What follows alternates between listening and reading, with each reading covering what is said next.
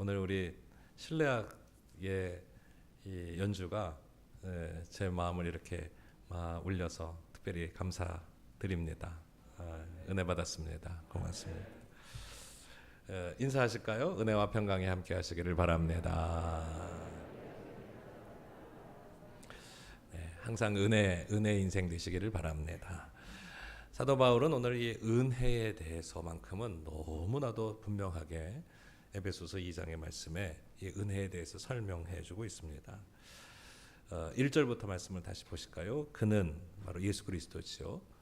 허물과 죄로 말미암아 죽었던 우리를 살리셨다. 이게 바로 예수님의 구원의 은혜를 한마디로 정의하고 있는 이야기입니다. 3절에 말씀합니다. 인간은 오늘 우리는 원래는 본질상 진노의 자녀, 죽을 수밖에 없는 죄인이라는 이야기입니다. 진노를 사서 심판의 대상일 수밖에 없다는 이야기죠. 그것은 그렇게 설명하고 있습니다. 세상의 풍조를 그렇게 따라가고 세상 흐름대로 그냥 살아가는 건 죽을 길로 가는 건단 말이에요. 공중 권세 잡은 자를 쫓아가고 세상에 권력이 있으면 그 권력 거기에 기웃거리고 힘 있는 것에만 따라가는 것, 결국 그게 망할 길이라. 불순종의 아들들 가운데 역사하는 영, 이게 불순종의 영이거든요. 악령이죠. 악한 영이 충동해요. 자꾸 너 하지 마, 그러지 마, 삐뚤어져라. 그러면 거기에 또 못 이겨서 거기에 따라갑니다. 그것을 육체의 욕심을 따라 아주 육체의 지저분한 소욕들, 악한 욕심들을 그대로 묵인하고 따라가는 본질상 진노의 자녀. 이 우리의 형편을 분명히 알아야 한다는 겁니다. 그래야 하나님의 구원하심이 어떤 의미인지를 우리가 분명히 깨닫게 되는 거죠. 우리의 지금의 위치가 얼마나 위태로운지를 알 필요가 있다는 것입니다. 본질상 진노의 자녀예요.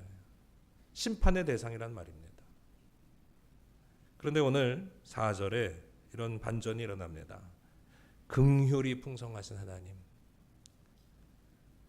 긍휼이 많으신 우리 하나님께서 우리를 사랑하신 그 큰 사랑으로 인하여 허물로 죽은 너희를 그리스도와 함께 살리셨다. 거기 가로치고 이렇게 쓰여져 있습니다. 너희는 은혜로 구원을 받은 것이다. 우리는 은혜로 구원을 받았습니다. 이를 8절에 잘 정의하고 있습니다. 너희는 그 은혜에 의하여 믿음으로 말미암아 구원을 받았으니 이것은 너희에게서 난 것이 아니요 하나님의 선물이라 라고 말합니다. 구원받은 것은 하나님의 선물이라는 것입니다. 행위에서 난 것이 아니니 누구에게든지 자랑할 수 없다. 하나님의 은혜 받은 자는 지 자랑으로 세월을 보내서는 안 된다는 것입니다. 15세기 중세 암흑기를 끝낸 종교개혁가 마틴 루터는 바로 이 은혜를 재발견함으로 말미암아 중세의 어두운 시대를 끝장내버리는 힘을 얻게 되었습니다. 바로 이 은혜, 솔라 그라티아. 갈급한 마음으로 그가 아무리 성경을 읽고 말씀을 연구하고 묵상을 하고 고행을 하고 아무리 노력을 해도 구원받았다는 확신과 은혜의 기쁨이 없었습니다. 죄의 문제가 얼마나 그를 짓누르고 있었는지 모릅니다. 이 죄가 해결이 안 되는 거예요. 캐톨릭에서는 이 죄의 문제를 신부님한테 사제에게 고하지 않습니까? 그걸 고해성사라고 하는데 마틴 루터도 자기가 지은 죄 조그마한 죄가 있어도 가서 신부님한테 사제에 고합니다. 고해성사를 하고 자 용서함을 받았잖아요. 그 뭐뭐뭐 해라 그러면 용서함을 받았어요. 뭐뭐뭐 행위로. 그러다가도 집에 돌아가다 보면 또 문득 이상한 생각이 들어올 수 있잖아요. 그거는 내 의지로 할 수 있는 게 아니지 않습니까? 그래서 또 마음으로 죄를 지었다 그래서 또 다시 돌아가서 고해성사를 할 정도로 철저하게 이 하나님 앞에 이 죄의 문제를 다루었던 사람이 마틴 루터였습니다. 그래도 해결이 안 돼요. 로마에 방문했습니다. 로마의 유명한 산타 스칼라라고 하는 속죄의 계단이 28개의 계단인데 많은 사람들이 고행을 하기 위해서 무릎으로 그 계단을 올라갑니다. 그렇게 하면 내 죄가 좀 용서함을 받을 수 있지 않을까. 그래서 그 계단이 반들반들해질 정도였어요. 물론 마틴 루터도 예외가 될 수 없죠. 그래서 그 속죄의 계단을 무릎으로 기어 올라가면서 내 죄를 사하여 주옵소서 하는 가운데 이건 너무 아니다 하는 생각이 부쩍 들면서 하나님께서 유명한 로마서 1장 17절의 말씀을 생각나게 하시고 분명하게 그의 음성에 들려주셨는데 오직 의인은 믿음으로 말미암아 살리라 함과 같아요.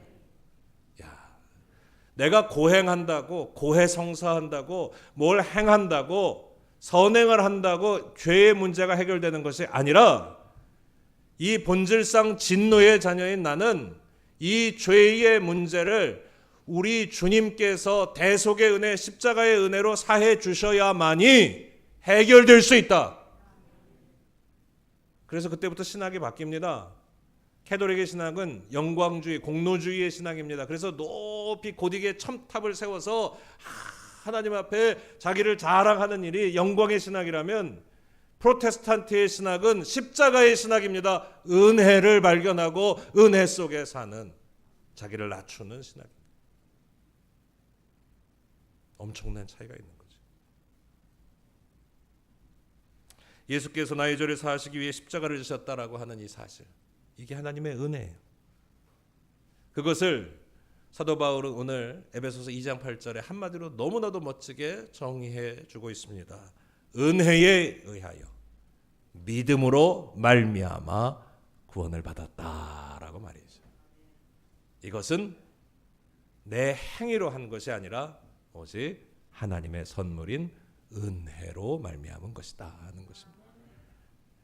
하나님은 모든 사람이 구원받기를 원하십니다.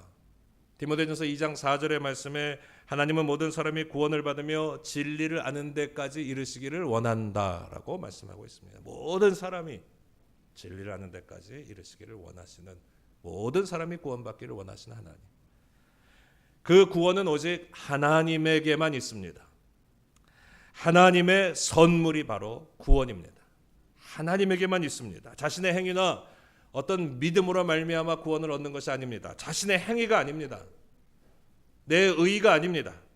디모데후서 1장 9절의 말씀에 하나님이 우리를 구원하사 거룩하게 하신 소명으로부터 부르심은, 하나님이 이렇게 부르신 것은 우리의 행위대로 하심이 아니요, 오직 자기의 뜻과 영원 전부터 그리스도 예수 안에서 우리에게 주신 은혜대로 하심이라 라고요. 은혜대로 하심이라. 하나님의 선물이라는 말입니다. 물론 돈으로도 살 수 없지요.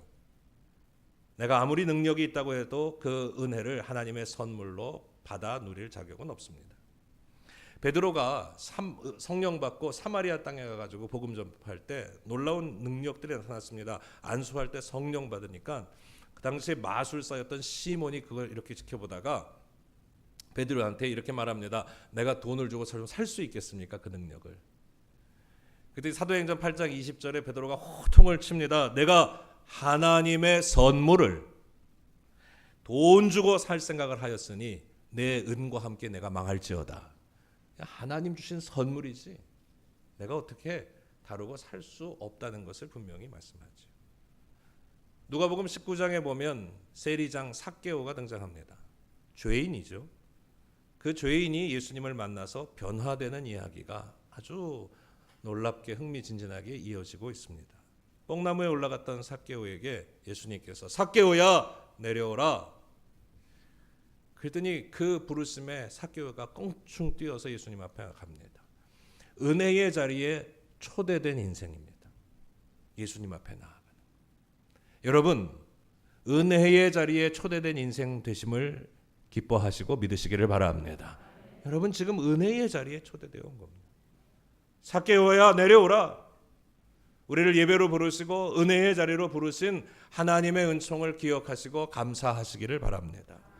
주님을 모신 삭개오가 그 집안에서 무슨 일이 있었는지는 알려져 있지 않습니다. 성경에 기록하고 있지 않습니다. 그런데 느닷없이 삭개오가 나오더니 내가 가진 것의 절반을 가난한 사람들에게 나눠주겠고 내가 누구에겐가 토색하고 도둑질한 것이 있으면 4배나 갚겠습니다라고 말합니다. 변화된 모습을 보여주고 있습니다. 자기 재산을 희사하는 게 중요한 게 아닙니다. 삭개오가 달라졌다는 게 중요합니다. 그게 은혜 받은 인생입니다. 여러분 은혜 받아서 달라지게 되기를 바랍니다. 변화된 삶이 되시기를 주의 이름으로 축복합니다. 근데 삭개오가 뭘 했나요? 뭘 어떻게 했을까요? 아무것도 한 게 없습니다. 그저 예수님을 자신의 삶에 모시어 드린 것밖에 없습니다. 여러분, 은혜가 멀리 있다고 생각하지 마십시오. 은혜는 항상 우리 주님과 함께 여기 이 자리에 주님을 모시어 드리는 자를 통해서 나타나게 되어 있습니다. 이 시간에도 예수님을 영접하시기를 바랍니다. 주님을 모시어 드린 인생 되시기를 바랍니다. 은혜의 자리에 초대된 삶이 응답하심으로 나아가게 되기를 바랍니다. 그러면 달라집니다. 변화되게 될 줄로 믿습니다. 뭘 해서가 아닙니다. 예수님께서 십자가에 달리셨을 때 좌우편에 강도가 있었습니다. 그랬더니 그 한편 강도가 예수님을 보더니 주님, 당신의 나라에 이르실 때 나를 기억하옵소서 하고 자비를 구합니다. 이 강도가 매달려서 뭘 했습니까? 그래서 주님을 바라고 구하고 의지하고 모시어 드린 것밖에 없습니다. 영접한 것밖에 없습니다. 그랬더니 주님이 이 강도에게 이렇게 말씀하시네요. 내가 오늘 나와 함께 낙원에 있으리라. 구원을 받았습니다. 사랑하는 여러분, 예수님이 멀리 있지 않습니다. 어디 딴 데서 우리가 은혜를 받으려고 찾아다닐 일이 아닙니다. 주님이 우리의 삶의 현장에 언제나 함께 하시는 것을 믿으시기를 바랍니다. 주님을 사모하십시오. 내가 은혜 받은 자의 자리에 있음을 기뻐하시고 기억하셔서 언제나 우리 주님과 함께 은혜의 인생으로 나아가는 하나님 나라의 자녀들이 되시기를 주의 이름으로 축복합니다. 항상 우리 그리스도인들이 교회에 오면 제일 많이 쓰는 말이 은혜인데, 은혜. 많이 쓰는 만큼 은혜 받은 삶의 모습을 보여야 되잖아요. 그리고 은혜를 찾아야 하잖아요. 은혜가 뭔지를 구하고 그 은혜를 얻어야 될 거 아니겠습니까? 그런데 안타깝게도 별로 그렇지 못할 때가 많아요. 분명히 은혜가 있는데도 은혜는 비껴가고 딴 것만 이상하게 쳐다보고, 분명히 하나님의 은혜 받으러 예배당 와가지고는 예배 속에 은혜는 고사하고 이상한 상처만 받고, 여러분 그러면 안 됩니다. 하나님의 은혜가 멀리 있지 않아요. 지금 은혜가 우리를 기다리고 있어요. 주님을 모셔드리고 주님과 함께 하십시오. 반드시 우리 예수님께서 우리 안에 변화를 일으키시고 새 은혜를 주실 줄로 믿으시기를 바랍니다. 은혜라는 말이 카리스라는 언어를 쓰지요. 이것은 받을 자격 없는 사람들한테 주시는 하나님의 선물을 뜻합니다. 자격이 있어서가 아닙니다. 근데 왜 은혜를 못 받냐? 항상 보면 주시오라고 당당하게 요청하기 때문에 그게 은혜를 비껴갈 때가 많습니다. 어떤 자세여야 하냐 하면 받을 자격 없는 어느 우리에게 주시는 하나님의 선물인 카리스. 나 자격 없지만 하나님 은혜의 자리에 초대되어 나왔으니 주님의 것을 주실 줄로 믿습니다. 그 마음이 되어야 해요. 그래야 은혜 받습니다. 영어로 말하면 favor, 호의, 후의라고도 하고요. 하나님의 gift, 선물이라고 표현합니다. 가장 큰 은혜는 뭐니 해도 구원받은 것이죠. 살려주시고 생명 주시고 믿음 주신 하나님의 은혜 이미 받아 누리고 있습니다. 성령께서 우리 가운데, 여러분 가운데 합당할 만한 은사들을 주신 줄로 믿으시기를 바랍니다. 그러므로 은혜를 남하고 비교하지 마십시오. 하나님이 주신 선물이 은혜라면 그 선물 갖고 남하고 비교하는 건 복을 차버리는 일입니다. 복 나가는 일입니다. 나는 왜 이 모양이지? 저 사람은 저런데. 나는 왜 이렇게 힘이 들지? 저 사람은 좋아 보이는데. 하나님 기뻐하시는 일이 아닙니다. 은혜를 다 까먹는 일입니다. 복을 잃어버리는 일입니다. 생명과 건강 주신 하나님의 은혜. 아멘. 아니 생명과 건강을 주셨잖아요. 그래도 가정과 자녀들을 주신 은혜, 교회와 이웃 성도들을 우리에게 공동체를 주신 은혜, 예배할 수 있는 은혜, 일터를 주신 은혜, 섬기고 봉사할 수 있는 기회를 주신 은혜, 하나님의 은혜는 얼마든지 우리 가운데 있습니다. 은혜를 사모하시기를 주의 이름으로 축복합니다. 모든 것이 하나님의 은혜임을 믿으시기를 바랍니다. 은혜를 이야기할 때 이 사도 바울은 당시에 구약의 시대를 막 지나와서 신약의 시대로 나아가는 거니까 이 구약의 율법이 얼마나 강했겠어요. 그 율법하고 그래서 은혜를 많이 비교해서 설명하고 있는 것을 우리 사도 바울을 통해서 우리가 많이 접하게 됩니다. 그래서 이 율법이 어떻다 저떻다 이렇게 말하는 것은 아니지만 은혜가 얼마나 소중하냐 하는 것을 설명하고 있으면서 제가 몇 가지를 정리해서 말씀드려 볼 테니까 이 은혜의 소중함을 새겨보시기를 바랍니다. 첫째로 율법은 가장 선한 사람도 정죄함을 받게 됩니다. 그러나 은혜는 가장 악한 사람이라도 구원함을 받습니다. 율법 아래에 있으면 죄의 삭은 사망입니다. 이건 맞는 말입니다. 그러나 은혜는 하나님의 은사는 생명이고 영생이시라고 약속해주고 계십니다. 우리가 율법 아래에 있으면 죄의 대가를 반드시 치러야 한다. 죄의 값을 맞습니다. 그러나 하나님의 오늘에게 주신 은혜는 이 죄의 대가는 이미 주님께서 치루어 주셨다라고 말씀하고 있습니다. 율법은 죄를 꼬집어서 알게 하고 드러나게 하는 그 기능이 있지만 은혜는 그 죄로부터 구원함을 얻고 자유케 하시는 하나님의 능력이 됩니다. 율법은 돌에 새겨졌지만 은혜는 우리의 신비에 새깁니다. 율법은 두려움을 주지만 은혜는 화평과 평안과 안위를 허락하여 주십니다. 율법은 복종을 강조하지만 은혜는 순종할 능력을 우리에게 허락해 주십니다. 사랑하는 여러분, 은혜 받은 은혜의 인생이 되시기를 바랍니다. 그래서 우리의 신앙이 자발적으로요, 기쁨으로 은혜 받아서 그 은혜를 나누고 누리는 복된 성도의 삶을 사시기를 주의 이름으로 축복합니다. 이 하나님의 선물인 이 은혜 받으시기를 바랍니다. 우리 말로도 입술로도 은혜 받았습니다. 은혜 받았습니다. 자꾸 말할 수 있어야 해요. 그 은혜를 찾아야 해요. 여러분 은혜 받으러 오셨잖아요. 은혜를 받고 가야죠. 은혜 받았습니다. 은혜 받았습니다. 자꾸 말할 수 있어야 해요.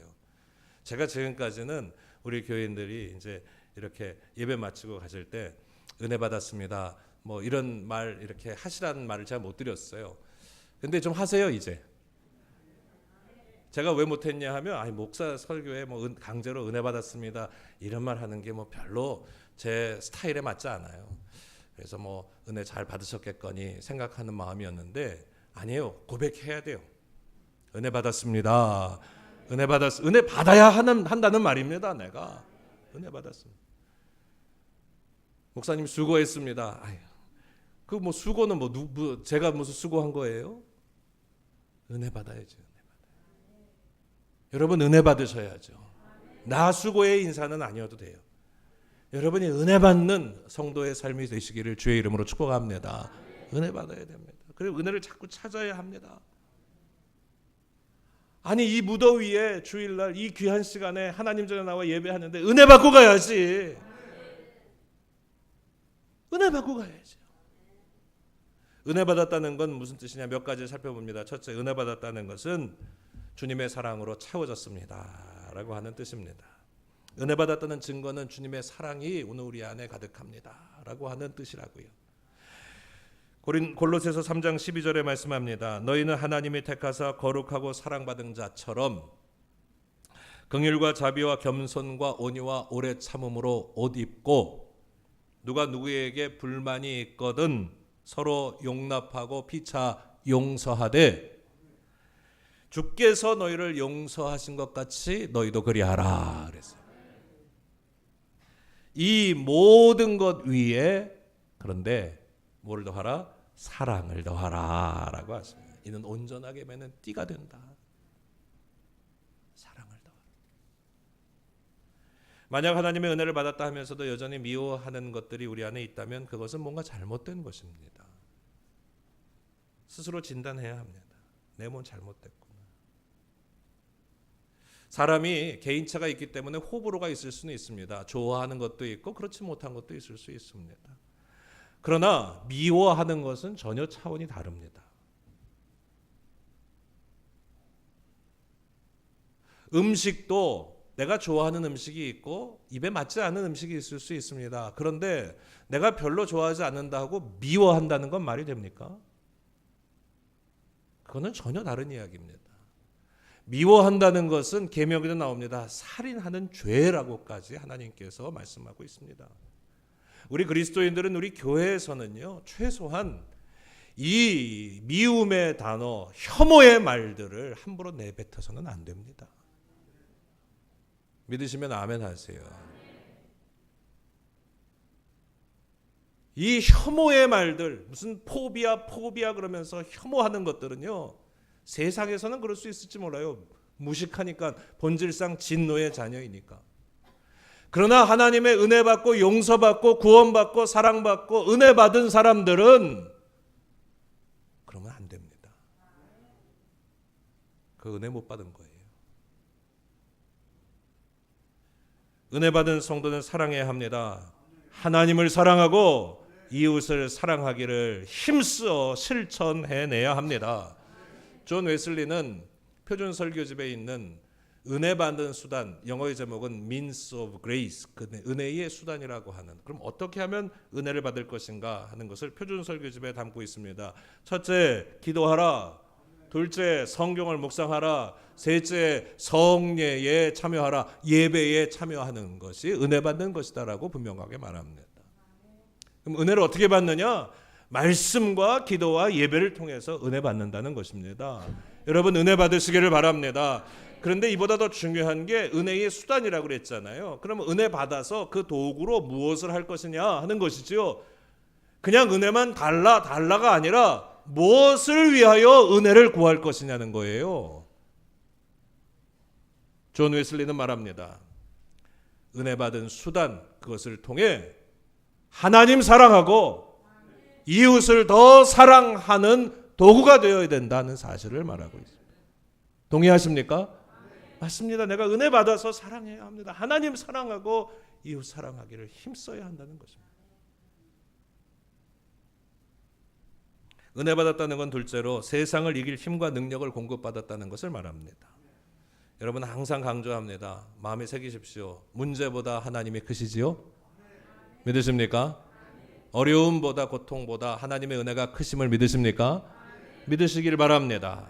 무슨 문제가 있으면 문제보다 하나님의 은혜가 훨씬 더 크다는 생각을 해야 합니다. 반드시 그렇게 될 줄로 믿습니다. 마틴 루터는 어떻게 하면 그러면 은혜를 우리가 체험할 수 있을까를 존 웨슬리와 같이 세 가지로 얘기하는데 약간 특이점이 있습니다. 첫째는 묵상, 메디타티오, 말씀을 묵상하고, 두 번째 기도, 오라티오, 하나님 앞에 간절히 구하고, 그런데 세 번째 어떻게 하면 하나님의 은혜를 체험하느냐? 세 번째는 시험이에요. 텐타티오라고 그랬어요. 희한하죠? 근데 맞아요. 시험을 통해서 하나님의 은혜를 경험한다는 겁니다. 연단을 통해서 하나님의 은혜를 만날 수 있겠다는 겁니다. 그래서 너희에게 시험이 오거든 온전히 기쁘게 여기라. 이를 통해서 우리가 은혜를 체험하게 될 것이니 말입니다.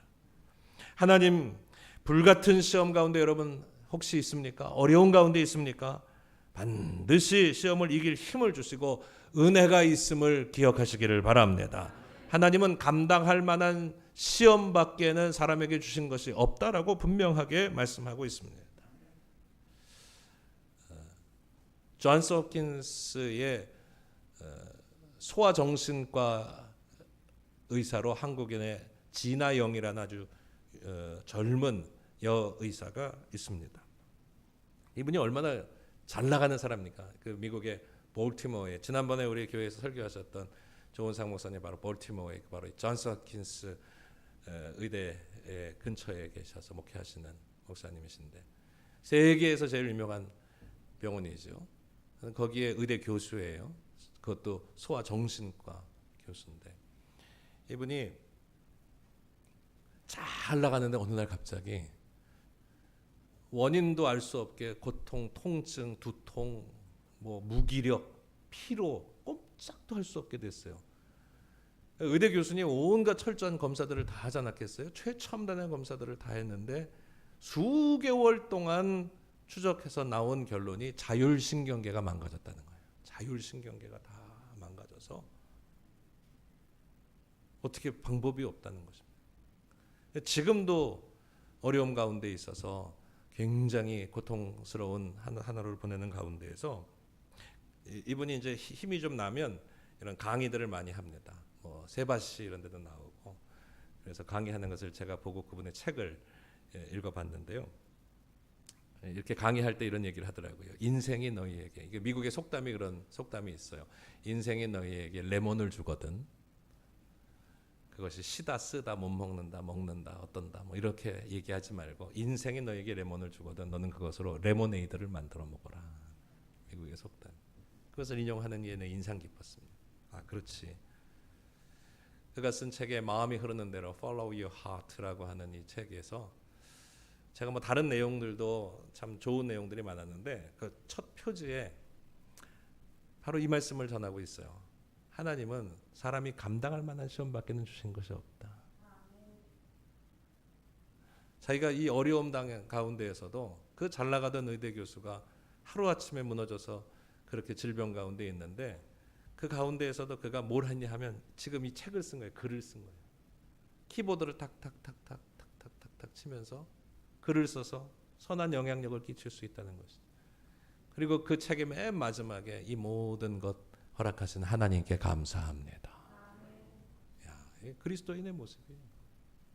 성도의 삶의 모습이에요. 은혜 받은 인생이죠. 지금도 말합니다. 어떻게 하면 이 어려움들을 극복할 수 있느냐? 시험을 이길 수 있느냐? 감사의 길쓰라고 그 강의에 보면 감사하라는 겁니다. 세 번째로 은혜 받았다는 것은 주님의 칭찬과 격려를 받고 위로를 받았다는 것을 말합니다. 여러분 은혜 받으셨습니까? 주님의 칭찬과 격려를 받습니다. 어떤 한 과부가 예수님 앞에 나와서 헌금을 드렸습니다. 동전을 땅땅 두 렙돈이죠. 그 땡그랑 소리가 부끄러웠을 것입니다. 다 드러난 일입니다. 미천과 본전이 다 드러난 일입니다. 그런데 예수님께서 이 여인의 모습을 칭찬하셨습니다. 이 여인이 너희들보다도 훨씬 더 많은 것을 큰 것을 드렸다. 왜? 이 여인은 전부를 드렸기 때문이다. 주님이 칭찬하셨습니다. 주님이 인정해 주셨습니다. 주님이 격려해 주셨습니다. 견딜 수 있고 이길 수 있는 힘을 얻게 된 줄로 믿습니다. 여러분 은혜 받길 원한다면 하나님의 은혜를 우리 마음에 생기실 때에 주님의 칭찬받고 인정받을 만한 일들을 감당해낼 수 있게 되기를 주의 이름으로 축복합니다. 여러분 주님의 칭찬 받아보신 적 있어요? 없어요? 주님이 칭찬해 주신 걸 경험해 본 적 있어요? 없어요? 큰일 났네.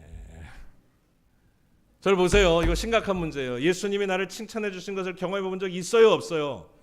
있어요. 있습니다. 주님이 내 마음을 만져주시고 위로해 주신 적이 있습니다. 신앙생활을 하면서 그게 없을 수 없습니다. 주님이 내 머리를 이렇게 쓰다듬어 주면서 아이고 잘했다 한 적이 있을 겁니다. 있어요? 없어요? 있습니다. 그게 은혜입니다. 여러분 그 일들을 하시길 바랍니다. 내가 뭐라고 다른 말은 안 하겠어요. 그 일들을 하세요. 네 잘했다. 잘 참았다. 잘 견뎠다. 주님이 내 마음 만져주실 겁니다. 그게 은혜입니다. 주님이 내 머리를 쓰다듬어 주실 것입니다. 어떤 분들은 하도 주님이 쓰다듬어 주셔서 머리가 없어졌다는 분들도 있긴 있습니다. 주님이 사랑해 주시는 것 그게 은혜입니다. 사랑하는 여러분 우리 인생 가운데 그 은혜들을 체험하게 되시기를 주의 이름으로 축복합니다. 그러면 어떤 어려움도 이겨낼 수 있습니다. 어떤 힘듦도 견뎌낼 수 있습니다. 은혜 받으시기를 주의 이름으로 축복합니다. 은혜를 받았다는 건 어떤 상황에서도 감사하고 기뻐한다는 의미입니다. 범사에 감사할 줄 아는 사람이라면 어떤 일이 일어나든지 그 자신과 함께 하시는 하나님을 굳건하게 믿습니다. 하나님이 나보다 더 좋은 계획을 갖고 계시다는 사실을 확실하게 신뢰하기에 감사하며 나아갈 수 있습니다. 그래서 은혜 받은 사람이라면 병이 들어도 지금 힘들어도 조금 가난해도 내 계획이 좀 틀어져도 오히려 더 감사하며 나아갈 수 있습니다. 매사에 감사하는 마음을 가진 것, 그것이 바로 은혜 받은 사람의 증거입니다. 여러분, 오늘 우리에게 주신 은혜를 소중하게 마음에 품고 간직하시기를, 그것이 사모하는 삶이 되시기를 주의 이름으로 축복합니다. 은혜를 좀 소중히 여겨야 합니다. 허투루 버리지 마십시오. 말 한마디로 다 내뱉어 버리는 경우들이 너무 많아요. 다 쏟아버리는 경우가 너무 많아요. 소중히 여기십시오. 저는 이 생각을 늘 합니다. 처녀 마리아에게 천사가 나타나서 수태고지를 알려줍니다. 얼마나 황당합니까? 얼마나 황당해요. 그런데 누가복음 1장 30절에 이렇게 천사가 분명하게 말합니다. 마리아야, 무서워하지 마라. 내가 하나님께 은혜를 입었느니라 라고 말합니다. 여러분, 은혜에 입었어요. 우리도 다 크고 작은 은혜가 분명히 있습니다. 내 안에 있습니다. 이게 우리의 영적인 자산이 틀림없습니다. 소중히 여기십시오. 은혜를 입었다는 것을 안 순간부터 마리아는 그 은혜가 소멸되지 않도록 아마 이 말씀을 품고 또 귀히 여겼을 것입니다. 이것이 잉태입니다. 하나님의 은혜가 우리 안에 있어서 그 은혜를 키워가시기를 바랍니다. 의심하지 아니하고 경거망동하지 아니하고 귀하게 여겼습니다. 그때 그를 통해 예수 그리스도께서 이 땅에 나타나셨습니다. 저는 은혜 받은 삶의 우리의 삶의 모습이 이와 같아야 한다고 생각합니다. 그 은혜가 정말 놀라운 하나님의 능력으로 우리의 삶 속에서 증거되고 드러날 수 있게 되기를 소원하고 축복합니다. 고린도 후서 12장의 말씀에 보면 사도 바울이 육체에 가시가 있었습니다.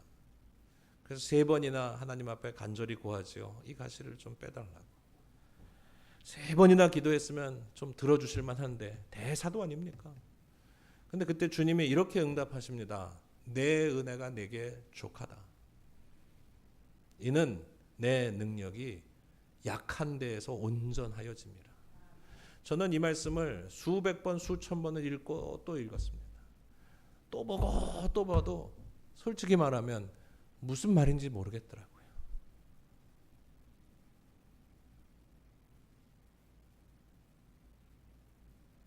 내 은혜가 내게 족하다? 이게 뭐야?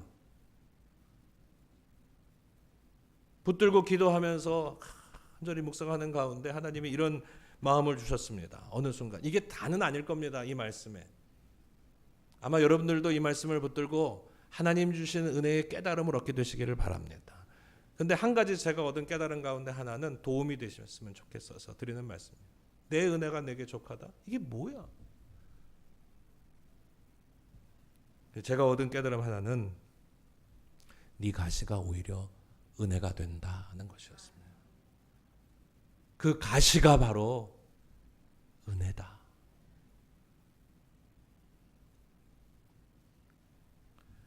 사도 바울이 가지고 있는 이 가시가 하나님에겐, 자기 자신에겐 은혜, 오히려 은혜, 가시가. 은혜는 보지도 듣지도 못한 것에서부터 뭐 갑자기 뚝 떨어져서 나타나는 것이 아닙니다. 항상 하나님이 주신 것 안에 있습니다. 근데 하나님이 주신 걸 가지고 불평하고 원망하고 싫어하고 짜증내고 화내고 은혜가 임할 리가 없죠. 주님은 당신을 신실하게 의뢰하는 자에게 그 환경과 상황을 역전시켜 주실 하나님의 능력으로서 은혜를 허락하여 주시는 줄로 믿으시기를 바랍니다. 우리 모두에게 가시가 있습니다. 그러나 오늘 이 말씀을 통해서 가시가 은혜가 될 수 있다. 가시가 은혜가 된다. 이 가시를 우리 하나님의 은혜로 바꾸어 가신다. 하나님의 도우심과 은총을 경험하게 되시기를 주의 이름으로 축복합니다. 제가 은혜를 주제로 말씀을 한 주간 동안 기도하면서 준비하다가 그럴 때 이제 하나님께서 주시는 생각나게 하는 일들이 있습니다. 근데 이 과거 예전에 한번 읽었었던 책이고 한번 말씀도 드렸던 것 같은데 유재건 장로님이라고 온누리교회 장로님이신데 은혜의 인생이라고 하는 책을 쓰셨어요. 이분이 미국 변호사인데 제가 그 서울의 광림교회에 있을 때 이분 강의를 한번 들었는데 너무 강의가 좋더라고요. 그래서 이분이 나왔던 책을 한 10여 년 전에 사서 읽었었던 적이 있습니다. 근데 이제 우리나라의 삼선 국회의원 출신이고 아주 신실한 장로님이시죠. 유명한 토론 진행자이기도 했고요. 영어를 얼마나 잘하는지 와, 제가 아주 깜짝 놀랐던 그런 분입니다. 미국 변호사이니까 그렇죠. 근데 그분 쓰신 책에 이렇게 쓰여져 있습니다. 세상에서 가장 행복한 사람은 어떤 사람일까요? 하나님을 주인으로 인정하는 사람, 감사할 줄 아는 사람. 걸어온 인생길을 뒤돌아보며 모든 것이 하나님의 은혜였다고 고백할 줄 아는 사람일 것입니다. 인생은 하나님의 은혜를 받을 때 가장 행복합니다. 내 지혜로 내 힘으로 뭔가를 이루겠다는 생각은 버려야 합니다. 겸손히 하나님의 은혜를 사모하십시오라고 쓰여져 있습니다. 이분이 쓴 이제 책의 일화 가운데 제 마음에 닿는 것은 아주 불행한 어린 시절을 보냈습니다. 아버지가 그냥 가정과 다 버리고 그래서 그냥 아버지를 미워할 만한 평생을 두고 미워해도 시원치 않을 만한 그런 상황을 지냈습니다.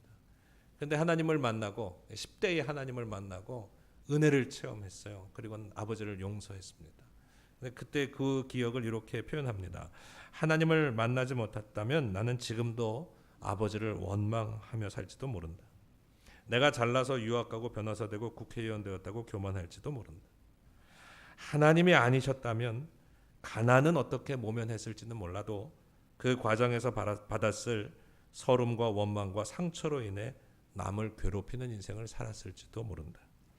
하나님이 아니었다면 가난 중에도 실패 중에도 깨달은 것이 없어서 세상과 타협하며 망하는 길로 갔을지 모른다. 그런 내게 미움 대신 원망 대신 용서와 감사를 가르쳐 주신 하나님께 두 판 벌려 감사와 영광의 박수를 올려드린다. 이렇게 책을 쓰고 있습니다. 사랑하는 여러분, 은혜의 인생들이 되시기를 바랍니다. 하나님의 은혜가 우리 가운데 항상 넘치게 되시기를 주 예수 이름으로 축복합니다. 기도하겠습니다. 전능하신 거룩하신 아버지 하나님, 은혜의 인생 되게 하여 주시옵소서. 하나님 주신 선물, 그 은혜를 우리 안에 귀히 여기며 하나님 기뻐하시는 은혜의 삶으로 주님 앞에 영광을 돌리며 살아가게 하여 주옵소서. 예수님의 이름으로 간절히 기도하옵나이다. 아멘.